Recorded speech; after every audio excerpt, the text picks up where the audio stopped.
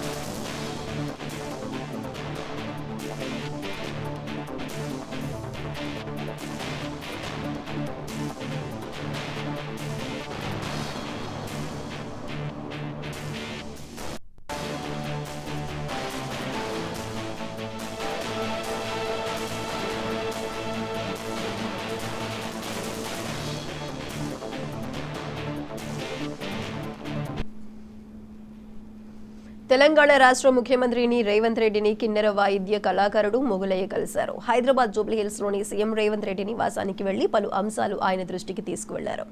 ఈ కార్యక్రమంలో తెలంగాణ రాష్ట్ర మంత్రి కొండా సురేఖ కూడా పాల్గొన్నారు. ఈ సందర్భంగా మొగులయ్య తన పరిస్థితిని సీఎంకు వివరించారు. అనంతరం సీఎంపై మొగులయ్య పాట పాడారు. పుట్టిండో పులిపిల్ల పాలమూరు జిల్లాలోన అంటూ పాటతో అలరించారు. మొగులయ్య పాటకు మంత్రముగ్ధుడైన సీఎం రేవంత్ ఆయన్ని అభినందించారు.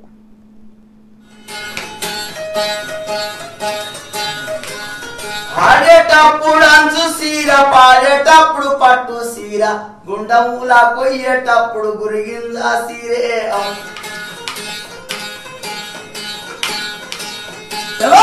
పుట్టిండొక్క పులి పిల్ల పాలమూరి జిల్లా శబాష్ ఒక పులి పుట్టింది. పుట్టిండొక్క పులి పిల్ల పాలమూరి జిల్లాలో రాజ్యంపేట తాలూకాల కొండారెడ్డి పల్లెక పేదవాళ్ళ కోరకేలను ముందు అడుగు పెట్టిండు. ముఖ్యమంత్రి అయిన ముందు అడుగు పెట్టి అన్న మాట తప్పడు అడుగు ఇక్కిదియ్యడు. పేదవాళ్ళ కొరకే నేను ముందు అడుగు పెట్టిన్నాను. ఏది ఏమి అయినా సరే అన్న మాట తప్పనాలే. నేను ఒక కవి కడుతున్న పాట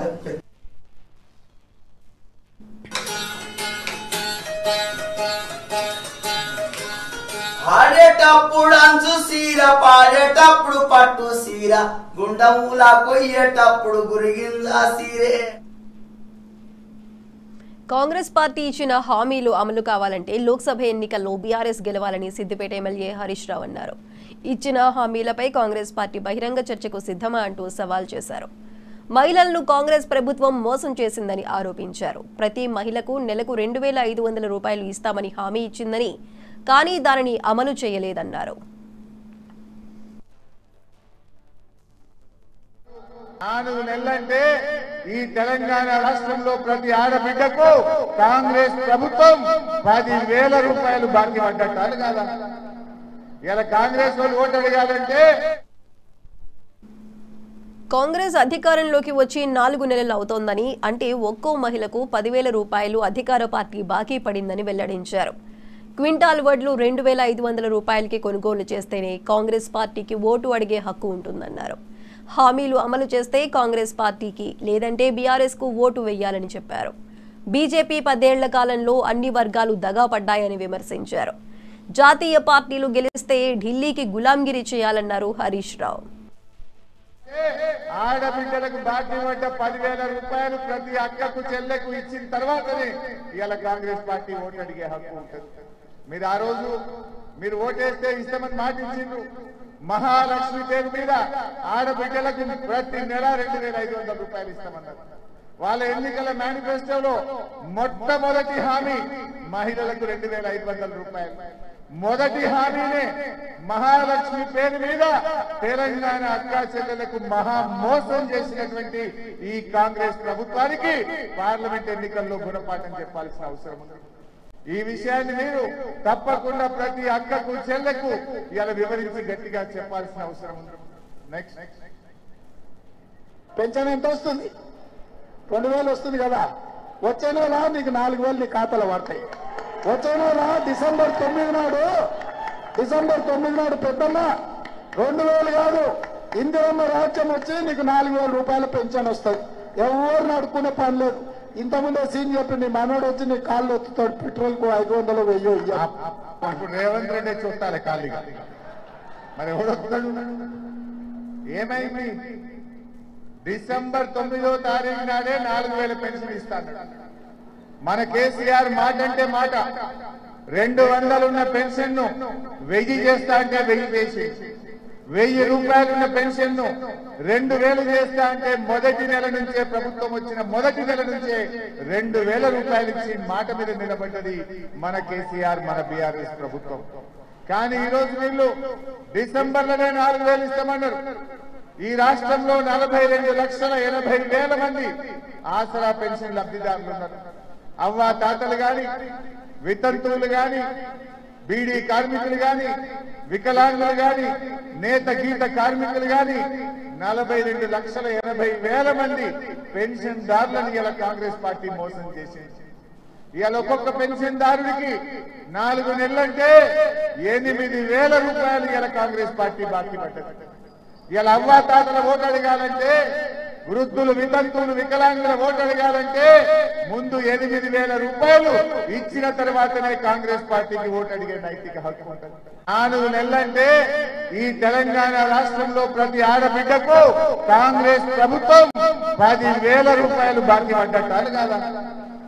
ఇలా కాంగ్రెస్ వాళ్ళు ఓటు అడగాలంటే ఆడబిడ్డలకు బాకీ పడ్డ 10,000 రూపాయలు ప్రతి అక్కకు చెల్లెకు ఇచ్చిన తర్వాతనే ఇలా కాంగ్రెస్ పార్టీ ఓటు అడిగే హక్కు ఉంటుంది.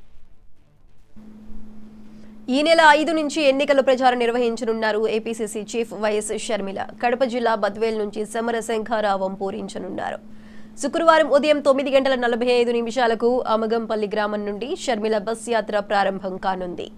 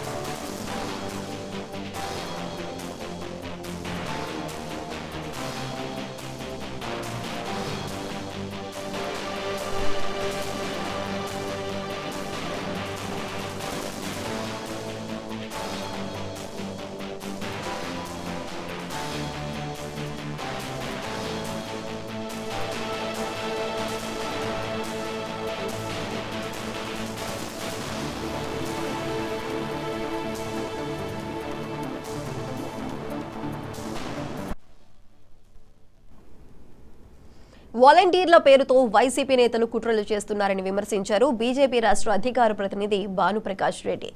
జిల్లాలో పక్షపాత అధికారులపై ఈసీకి ఫిర్యాదు చేస్తామని హెచ్చరించారు. కరుణాకర్ రెడ్డి టీటీడీ చైర్మన్ అయ్యాక పూర్తిగా రాజకీయం మాయం చేశారన్నారు. 1,500 కోట్లు టీటీడీ నిధులను ఇంజనీరింగ్ విభాగానికి కేటాయించారన్నారు. ప్రభుత్వం నుంచి రూపాయి నిధులు తీసుకురాకుండా టీటీడీ నిధులను విచ్చలవిడిగా దుర్వినియోగం చేస్తున్నారని విమర్శించారు. దాకా ఏరు మల్లన్న, ఏరు దాటాక బోడి మల్లన్న అన్నారంట. ఇప్పుడు జగన్మోహన్ రెడ్డి ప్రభుత్వం అధికారులు పూర్తిగా తన కార్యక్రమాల్లో, సొంత కార్యక్రమాల్లో, పార్టీ కార్యక్రమాల్లో ఉపయోగించుకొని ఇప్పుడు పాపం వీళ్ళు బలైపోతే వీళ్ళు కాపాడడానికి ఎవరు లేరు. వీళ్ళే కాదు, రాబో రోజుల్లో ఇంకా చాలా మంది అధికారుల మీద ఎన్నికల కమిషన్ చర్యలు తీసుకునే అవకాశం ఉంది. ముఖ్యంగా ఎక్కువ చిత్తూరు జిల్లాలో ఇక్కడ పనిచేస్తున్నటువంటి రెవెన్యూ డిపార్ట్మెంట్లో కొందరు అధికారులు, పోలీస్ డిపార్ట్మెంట్లో కొందరు అధికారులు మీద చర్యలు తొందరలోనే ఉంటాయి. భారతీయ జనతా పార్టీ పూర్తి నివేదిక ఆధారంగా కేంద్ర ఎన్నికల సంఘానికి మేము ఫిర్యాదులు చేయబోతున్నాం. అంతేకాకుండా కలియుగ ప్రత్యక్ష దైవమైన వెంకటేశ్వర స్వామి దగ్గర ఎగ్జిక్యూటివ్ ఆఫీసర్గా పనిచేస్తున్నటువంటి వ్యక్తి పూర్తిగా అధికార పార్టీ సేవలో ఉండిపోయారు. ఆయన స్వామివారి సేవలో ఉండి మీరు స్వామివారికి చేయండి అంటే అధికార పార్టీ సేవలు చేసుకుంటా ఉంటే ఎట్లా అండి? అందుకనే భారతీయ జనతా పార్టీ ఈరోజు కేంద్ర ఎన్నికల సంఘానికి టీటీడీలో ఇప్పుడు పనిచేస్తున్నటువంటి ఎగ్జిక్యూటివ్ ఆఫీసర్ మీద చర్యలు తీసుకోండి అని చెప్పి కేంద్ర ఎన్నికల సంఘానికి భారతీయ జనతా పార్టీ ఈరోజు ఇప్పుడే కంప్లైంట్ చేయడం జరిగింది. దీంట్లో భారతీయ జనతా పార్టీ ఏం చెప్తోందంటే ఒక ఐఏఎస్ స్థాయి అధికారి తిరుమలలో ఎగ్జిక్యూటివ్ ఆఫీసర్గా ఉండాలి. గత కొన్ని సంవత్సరాలుగా ఆ సాంప్రదాయం కొనసాగుతూ ఉంటే ఇప్పుడు వచ్చినటువంటి ఈ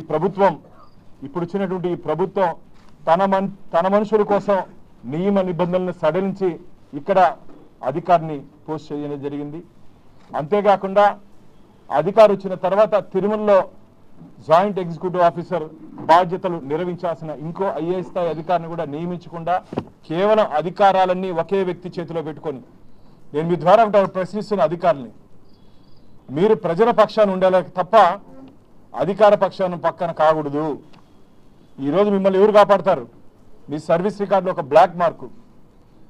ఎన్నికల కమిషన్ మిమ్మల్ని ఎన్నికల విధుల నుంచి తప్పించిందంటే ఇది మీకు మీ సర్వీస్లో ఒక బ్లాక్ మార్క్. ఎందుకు? మీ ట్రైనింగ్లో మీరు నేర్చుకున్న విధానాల్లో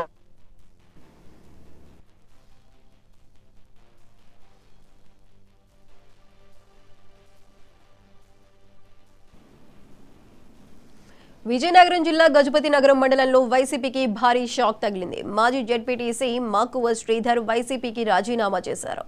టీడీపీ మాజీ కేంద్ర మంత్రి పూసపాటి అశోక్ గజపతిరాజు సమక్షంలో తెలుగుదేశం పార్టీలో చేరారు. మాకువ శ్రీధర్తో పాటు మండలానికి చెందిన సర్పంచులు, పలువురు ఎంపీటీసీలు టీడీపీలో చేరారు. అనంతరం పార్టీ శ్రేణులతో కలిసి బైక్ ర్యాలీలో పాల్గొన్నారు.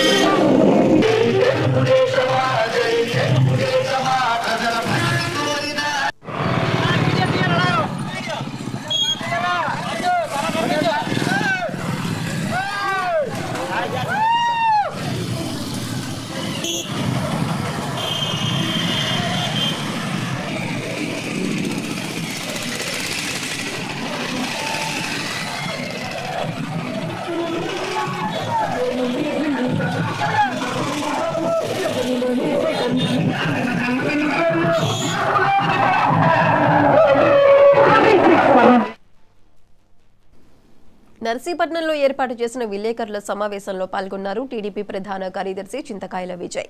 ఇంటింటికి పింఛన్లు చంద్రబాబు ఆపుతున్నారంటూ విమర్శించడం అర్ధరహితమంటూ ఎమ్మెల్యే గణేష్ విమర్శలను తిప్పికొట్టారు. ఎమ్మెల్యే గణేష్ కు ట్యాంక్ బండ్ అభివృద్ధిపై పూర్తి స్థాయిలో అవగాహన లేదని విమర్శించారు.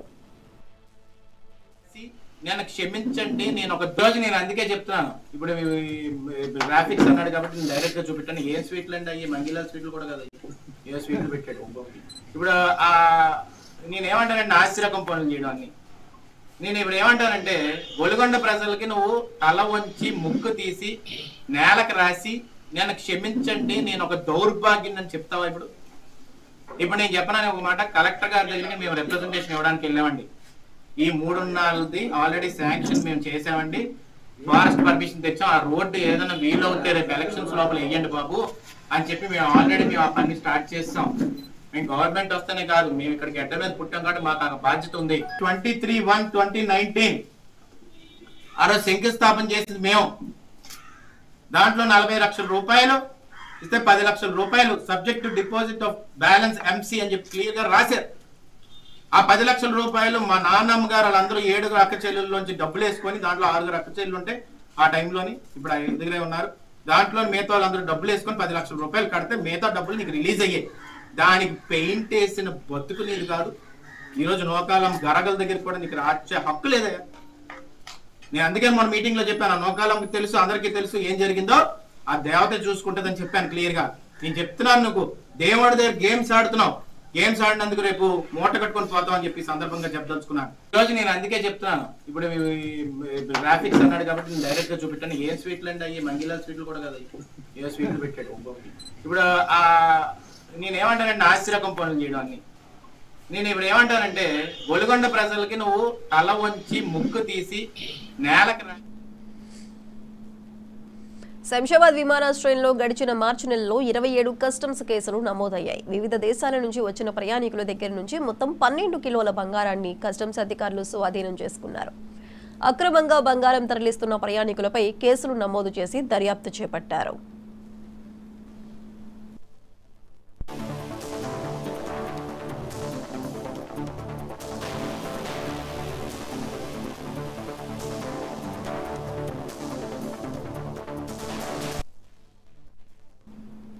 ఒంగోలు లోక్సభ నియోజకవర్గానికి వైఎస్ఆర్ కాంగ్రెస్ ఈసారి చిత్తూరు జిల్లా నుంచి అభ్యర్థిని తీసుకురావాల్సి వచ్చింది. మాగుంట శ్రీనివాసులు రెడ్డిని పార్టీలో నిలుపుకోలేకపోవడంతో ఈ పరిస్థితి తప్పలేదు. జిల్లాలో గట్టి పట్టున్న మాగుంట ఇప్పుడు టీడీపీ అభ్యర్థిగా బరిలో ఉండగా, తిరుపతి జిల్లా చంద్రగిరి నియోజకవర్గం సిట్టింగ్ ఎమ్మెల్యే చెవిరెడ్డి భాస్కర్ రెడ్డి వైఎస్ఆర్ కాంగ్రెస్ అభ్యర్థిగా పోటీ చేస్తున్నారు. అందుకే ఒంగోలు లోక్సభ నియోజకవర్గ ఎన్నిక 2 పార్టీలకు ఎంతో ప్రతిష్టాత్మకంగా మారింది. ఈ నియోజకవర్గ తాజా పరిస్థితి మీద 99 టీవీ ఫోకస్.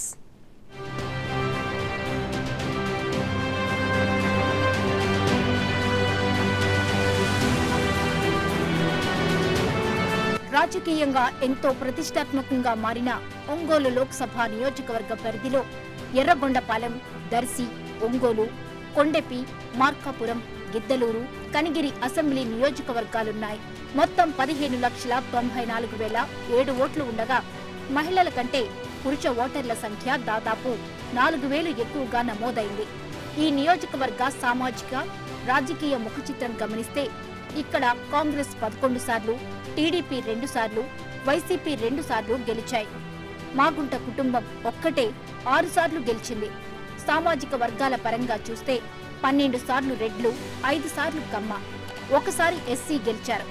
1967లో కాంగ్రెస్ నుంచి సినీ నటుడు కొంగర జగ్గయ్య గెలిచారిక్కడ. గత ఎన్నికల్లో వైసీపీ నుంచి గెలిచిన మాగుంట ఇప్పుడు టీడీపీ నుంచి బరిలో ఉన్నారు.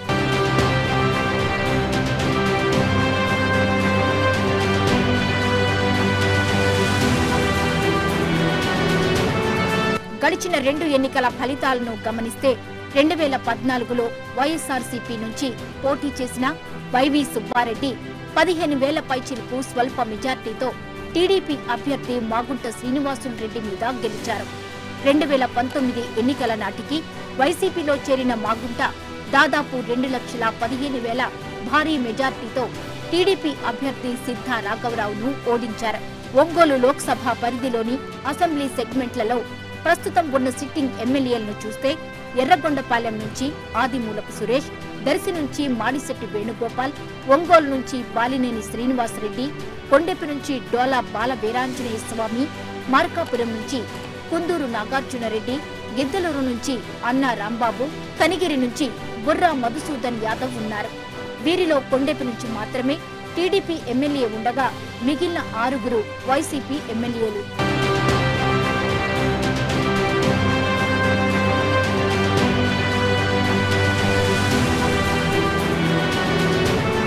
ఇక ప్రస్తుతానికొస్తే వైఎస్ఆర్ కాంగ్రెస్ పార్టీ నుంచి చంద్రగిరి ఎమ్మెల్యే చెవిరెడ్డి భాస్కర్ రెడ్డి పోటీలో దిగారు. సిట్టింగ్ ఎంపీ మాగుంట శ్రీనివాసులు రెడ్డి వైసీపీకి రాజీనామా చేసి టీడీపీలో చేరి ఆ పార్టీ అభ్యర్థిగా బరిలో దిగారు. వైసీపీ అభ్యర్థి చెవిరెడ్డి భాస్కర్ రెడ్డి తిరుపతి పక్కనున్న చంద్రగిరి అసెంబ్లీ నియోజకవర్గంలో సిట్టింగ్ ఎమ్మెల్యే. ధనబలం ఉన్నవాడే. ఇదివరకు నెల్లూరు జిల్లా వారు ఒంగోలు లోక్సభ నియోజకవర్గంలో గెలిచిన చరిత్ర ఉన్న చెవిరెడ్డి బాగా దూరం నుంచి వచ్చిన అభ్యర్థి. కేవలం వైసీపీ పట్ల ఉండే సానుకూలత, జగన్ ప్రతిష్ట మీద ఆధారపడాల్సి వస్తుంది.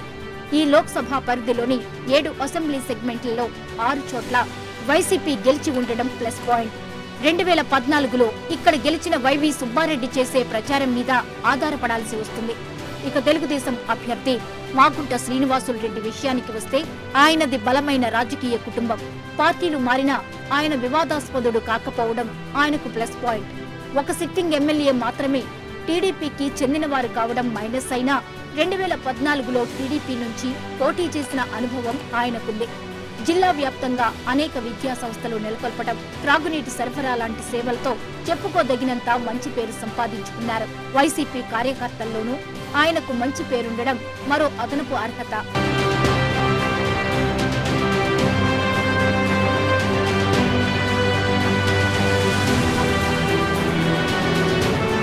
ఇప్పటికే ఎన్నికల ప్రచారం ప్రారంభించిన వైఎస్ఆర్సీపీ ఎంపీ అభ్యర్థి ప్రతి చోట కొత్తగా పరిచయం చేసుకోవాల్సిన పరిస్థితి వస్తోంది. బాలినేని శ్రీనివాస్ రెడ్డి స్వయంగా వెంట ఉండి సాయపడుతున్న స్థానిక ఎమ్మెల్యే అభ్యర్థులు కూడా జనంలో తిప్పుతున్న చెవిరెడ్డి భాస్కర్ రెడ్డికి ఇక్కడ అంతా కొత్తగానే ఉంది. ఎలక్షనీరింగ్ లో దిట్ట అనిపించుకున్న చంద్రగిరి వెలుపల ఆయన పరిస్థితి అంతంత మాత్రంగానే ఉంది. ఎమ్మెల్యేల అభ్యర్థుల బలం, పార్టీ ప్రతిష్ట, జగన్ ఇమేజ్ మాత్రమే ఆయన్ను కాపాడే అవకాశం ఉంది. వైవి సుబ్బారెడ్డి కూడా ప్రచారంలో పాల్గొంటూ చెవిరెడ్డి విజయం కోసం కృషి చేయాల్సి వస్తుంది. ఏమైనా స్థానికేతరుడనే ముద్ర నుంచి బయటపడడానికి చాలా కష్టపడాలి.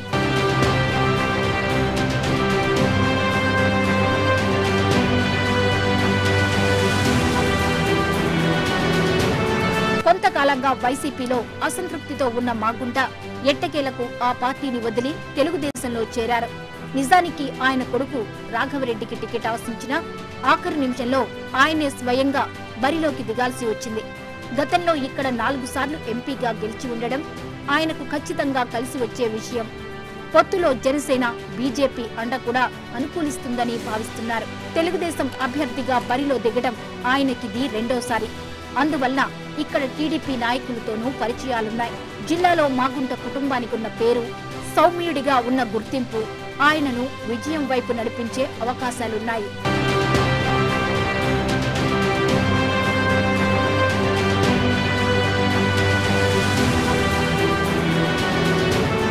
మొత్తంగా చూస్తే ఒంగోలు లోక్సభ నియోజకవర్గంలో తెలుగుదేశం అభ్యర్థి మాగుంట ప్రధానంగా తన వ్యక్తిగత ప్రతిష్ట, వైఎస్ఆర్సీపీ మీద ఉన్న వ్యతిరేకత ఆధారంగా ఓట్లు సంపాదించుకునే అవకాశం ఉంది. వైసీపీ అభ్యర్థి చెవిరెడ్డి భాస్కర్ రెడ్డి మాత్రం పూర్తిగా పార్టీ ప్రతిష్ట, సంక్షేమ పథకాల ఆధారంగా వచ్చే ఓట్ల మీదనే ఆధారపడాల్సి వస్తుంది. ఇద్దరు ఆర్థికంగా బలవంతులే కావడంతో ప్రచారం హోరాహోరీగా సాగుతోంది.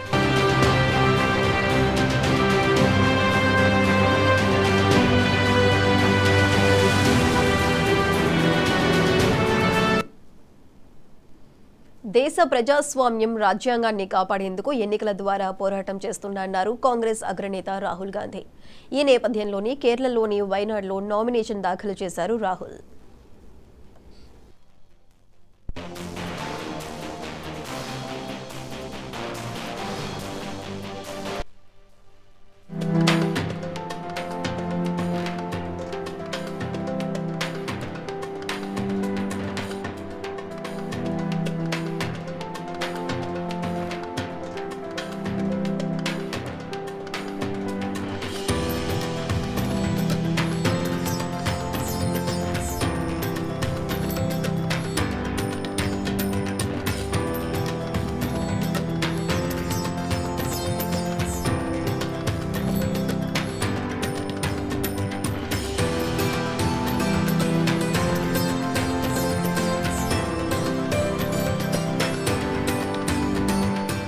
Rahul Gandhi.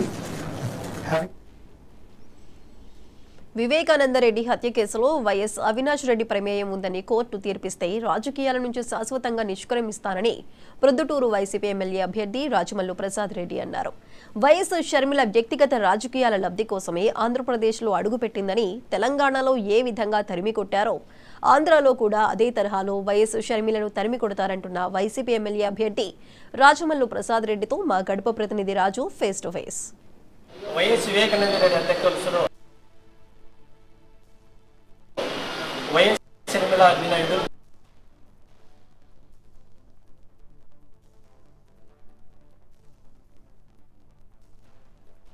ఏమైతే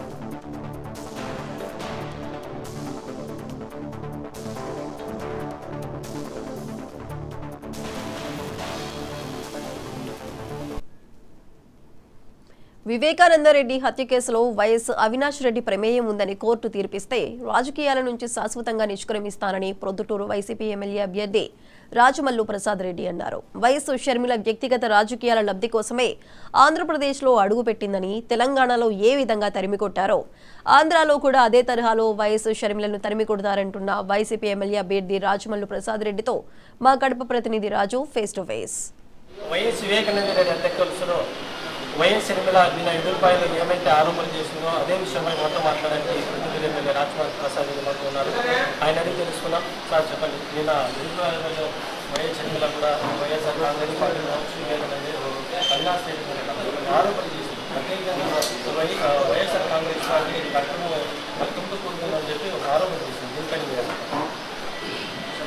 వైఎస్ఆర్ కాంగ్రెస్ పార్టీ రక్తంతో తొడవలేదమ్మా షర్మిలమ్మ, పేదవారి చెమటతో దర్శనం, పేదవారి చెమటతో దర్శనం. ఈ పార్టీ ఆవిర్భావం పుట్టుక కానీ, ఎదుగుట కానీ, అధికారంలోకి రావడం కానీ, పరిపాలన కానీ అన్నీ పేదవారి కోసమే. పేదరిక నిర్మూలన కోసమే ఈ పార్టీ ఆవిర్భావం. పేదవారి యొక్క చెమటతోనూ, పేదవారి యొక్క కన్నీళ్లతోనూ, కష్టాలతోనూ తడిసి ముద్దైన పార్టీ వైఎస్ఆర్ కాంగ్రెస్ పార్టీ. రక్తంతో తడిసిందని మాట్లాడిన ఈ మాటలు స్వార్థపూరితమైన రాజకీయ కోణంలో చేసి విమర్శలే తప్ప సత్యం లేదు. ఎప్పుడైతే రాజశేఖర రెడ్డి యొక్క బిడ్డగా కుటుంబ చరిత్రను మరచి ఆ కుటుంబం ఇంటి గుట్టును వీధిలోకి లాగే ప్రయత్నం చేసినావో, అన్నను ఎప్పుడైతే విమర్శించడం మొదలుపెట్టి అన్నను బాధపెట్టి నీ తండ్రిని బాధపెట్టినటువంటి కాంగ్రెస్ పార్టీని ఆదాల చెందడం ఎప్పుడైతే చేరినావో అప్పుడే నువ్వు నైతికంగా రాజశేఖర రెడ్డి బిడ్డగా మరణించినావు. సార్, కోర్టు జరుగుతున్నటువంటి యొక్క అవినాష్ రెడ్డి ఓటుమంది కేసులో ఉన్నటువంటి అవినాష్ రెడ్డికి ఒక ఎంపీ టికెట్ ఇవ్వడం ఇది సరైనది కాదని చెప్పి కూడా షర్మిల అతను హత్య చేసినాడా చేయలేదని చెప్పి నిర్ధారణ చేయాల్సింది షర్మిలమ్మ కాదు. ఒకటి కోర్టు, రెండు ప్రజాప్రతినిధులు. కోర్టులో తీర్పు ఇచ్చినప్పుడు అతను తప్పు చేసినాడని చెప్పి జడ్జి గారు, న్యాయమూర్తి గారు తీర్పునిచ్చినా కూడా ఎస్ అంగీకరిస్తారు. కేంద్ర ఎంపీగా పోటీ చేసినాడు. 7 నియోజకవర్గాలకు సంబంధించిన సుమారు 18 లక్షల మంది ప్రజలు తీర్పునిచ్చి ఎంపీగా అవినాష్ రెడ్డిని ఓడించినారనుకో నేను తప్పు చేసినామనే భావిస్తాను. మరి గెలిస్తే దేవుడు అంగీకరించాలి కదమ్మా. నేను స్పష్టంగా చెప్తాను, అవినాష్ రెడ్డి హత్య చేసే మనిషి కాదు కాబట్టి నేను విశ్వసించి చెప్తా ఉన్నా. న్యాయస్థానంలో అవినాష్ రెడ్డి తప్పు చేశాడు నిరూపణైనా కూడా నేను రాజకీయాల నుంచి నిష్క్రమిస్తానని మాటించాను. అప్పుడు ఎంపీగా పోటీ చేసినాడు. ఇప్పుడు ఎంపీగా ఆయన ప్రజలు ఓడిస్తే కూడా రెఫరెండంగా భావించి నేను రాజకీయాల నుంచి పదవి నుంచి రాజీనామా చేస్తాను. ఈ రాష్ట్ర ప్రజలందరూ కూడా వైఎస్ షర్మిల కావచ్చు, సునీత కావచ్చు, వైఎస్ఆర్ కాంగ్రెస్ పార్టీకి ఓటు ఇవ్వాలని కూడా వారు ఒక తెలియపరుస్తున్నారు. తెలంగాణ రాష్ట్రంతో సంబంధం కలిగిన షర్మిలమ్మకు ఈ రాష్ట్ర ప్రజలతో సంబంధమే లేదు. ఈ రాష్ట్ర ప్రజల యొక్క కష్టసుఖాలతో సంబంధం లేదు. 3 నెలల ముందు నువ్వు తెలంగాణలో పెద్ద ఉపన్యాసాలు చేసినావు. నేను ఇక్కడి బిడ్డనే, అక్కడి బిడ్డను కాదు, ఈడనే పుట్టినా, ఈడనే పెరిగినా, ఈడనే పెళ్లి చేసుకున్నా, ఇక్కడే పిల్లలు కన్నా, ఇక్కడే రాజకీయ పార్టీలు స్థాపించినా, తెలంగాణ రాష్ట్ర ప్రజల కోసమే జీవిస్తా, ఈ పాడేరు మట్టి కోసమే మరణిస్తా అని చెప్పి పెద్ద మాటలు చెప్పిన నీవు ఒక్కసారిగా నెల రోజుల వ్యవధి అంటే క్యాలెండర్లో ఒక పేజీ చిరిగిపోయే లోపల జెండా మార్చినావు, ఒక్కరోజు మారే లోపల రాష్ట్రం మార్చినావు, ఒక్క రాత్రి మారే లోపల మాట మార్చినావు. అంతటి స్వార్థపూరితమైన రాజకీయ కోణంలో ఈ రాష్ట్రానికి వచ్చి నువ్వు రాజశేఖర రెడ్డి బిడ్డగా, కడప జిల్లా బిడ్డగా మమ్మల్ని మోసం చేసే ప్రయత్నం చేస్తే కడప జిల్లా ప్రజలంత మూర్ఖులు కాదు, ఈ మాటను విశ్వసించే పరిస్థితి లేదు. నువ్వు ఈ రాష్ట్రానికి సంబంధించిన బిడ్డవే కాదు. రాజశేఖర రెడ్డిని ఎప్పుడైతే ఎఫ్ఐఆర్లో ముద్దాయిగా చేర్చామని కాంగ్రెస్ పార్టీ చెప్పిందో, రాజశేఖర రెడ్డి కుమారుని అన్యాయంగా జైల్లో ఎప్పుడైతే పెట్టిందో కాంగ్రెస్ పార్టీ, అప్పుడే నువ్వు కాంగ్రెస్ పార్టీ పంచన చేరినావో ఆ రోజే నువ్వు రాజశేఖర రెడ్డి బిడ్డగా నైతికంగా మరణించినావు. రాజశేఖర రెడ్డి రక్తానికి నువ్వు వారసురాలు కాని రాజశేఖర రెడ్డి యొక్క భావాలకు, ఆదర్శమైనటువంటి భావాలకు ఈ రాష్ట్ర ప్రజలకు నువ్వు వారసురాలు కాదు. జగనన్నే రాజశేఖర రెడ్డికి వారసుడు.